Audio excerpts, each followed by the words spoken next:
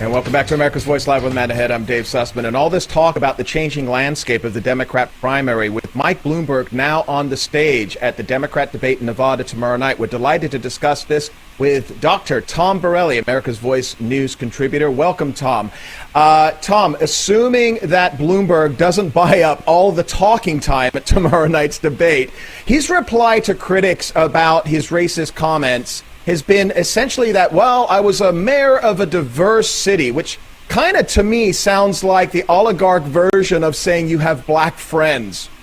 How do you think he's going to react tomorrow night on the stage when he's challenged? Well, Dave, to your point, I really do hope he gets challenged because for however long he's been hiding in his bunker, just writing checks and, blanket carpet bombing, the media with advertising. Now he's got to take the debate stage with, his Democrat competitors. And frankly, a lot of the Democrat competitors, they've been really playing footsie with each other. They really haven't challenged each other yet to this point. But I think that all changes with Bloomberg because, first of all, Sanders and Bloomberg, it's almost like a heavyweight bout. Sanders doesn't like billionaires, and, Bloomberg is an arrogant elitist who's not used to being challenged. So I think this time it's going to be different with a lot of fireworks on that debate stage. So anytime, election comes around and we look at candidates, a lot of the issues pertain to fiscal policies. So even if it's, healthcare, obviously immigration, most domestic policy has something to do with money. Bloomberg is a billionaire. He has run many successful businesses, so he's got that locked up.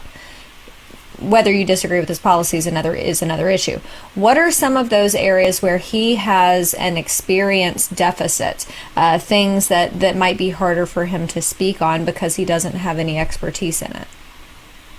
Well, I think, Dave alluded to it. I think they're really going to go after him, really on basically his racist comments. Think of any Republican who talk about throwing minorities against the wall so you could search them. That would be the end of any normal person's campaign. So I expect that really to be one of the top focal points of the debate. I think that's his weak point. And that's probably really the really main differences. To your point, that they can talk about the economy a little bit, but look, President Trump's economy is rocking. So what's different among all these candidates? Look, they're all crazy off the deep end when it comes to the environmental issues. They all want to ban coal. Bloomberg wants to ban fracking, as does Sanders. So again, I think it's going to be more on the issues that we've seen this week with Bloomberg's those old tapes, whether it be his racist comments, whether it's the news report about his, sexist, insulting women, and allegedly told one woman who was pregnant that she should kill her baby, just kill it. The Democrat coalition is what? It's usually blacks, it's usually women, it's usually environmentalists. So he just took two of those three out, and I expect his competitors to use that to their advantage. Tom, I'm going to ask you to put yourself in the head, not of a socialist, but of a candidate on that stage tomorrow night. All the left, Democrats that are running are going to be focusing their ire on Bloomberg because he poses a clear and present danger to their campaigns. He's sucking up all the oxygen in the room as far as the money that he's investing. If you were on that stage tomorrow night, and I know the Democrat advisors are watching our show, what would you tell them to ask Mike Bloomberg? Well, again, I think, first of all, I would first address the racist comments, because let's face it, the Democrat primary largely depends on black voter turnout. And if you could turn off blacks, you're not going to win the nomination. So I think that would be a key issue. Certainly Sanders will also somehow address, Bloomberg's massive wealth and basically the unfairness of someone actually buying an election.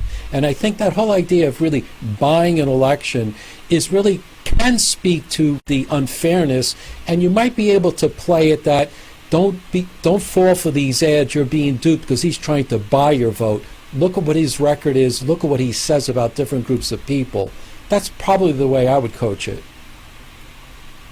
So I saw this article and I've heard rumors of the existence of this book that has been floating around 30 years, Wit and Wisdom, leaked comments by Mayor Bloomberg, and you were talking about him taking out 2 of those 3 voter bases.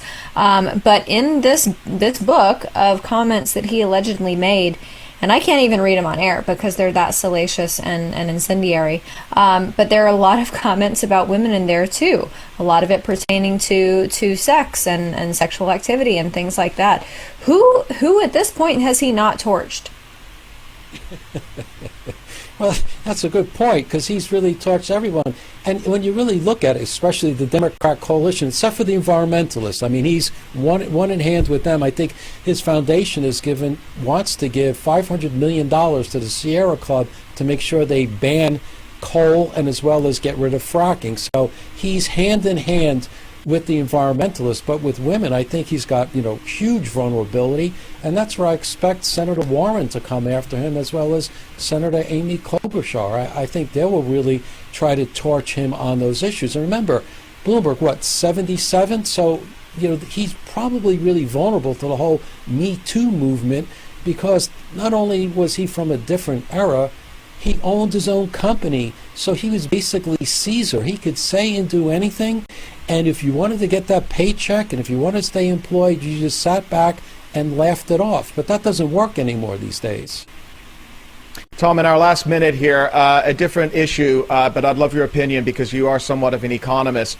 Black Swan event with coronavirus. China says that they're closing the shop down and 5 million businesses around the world will be impacted. Will that impact the economy and the election? I think it will impact the economy. To what degree, I'm not sure. But I don't think it's really going to affect President Trump, because this is a black swan event that he has absolutely no control over. It's not like kind of the banking scandal or the banking issues that led to the last crash, where you could tie it to some sort of policy. In fact, President Trump's policy with coronavirus is right on, trying to isolate people, not letting them in the country. So he's okay on that, but it can pose a risk to the economy. I'm not sure how much, but it's certainly a black swan in terms of it's an unknown. Dr. Tom Borelli, America's Voice News contributor, thank you so much for joining us, and greatly appreciate your wisdom. And folks, when we come back, Bernie Sanders is Jewish? Yeah, I know. Jews feel about him the same way Mormons feel about Romney. Well, this is a guy that is supported by Linda Sarsour and AOC and Rashid Tlaib, who want to boycott and divest Israel. Well, he's now going after the Jewish vote. We'll talk about that after the break at America's Voice Live.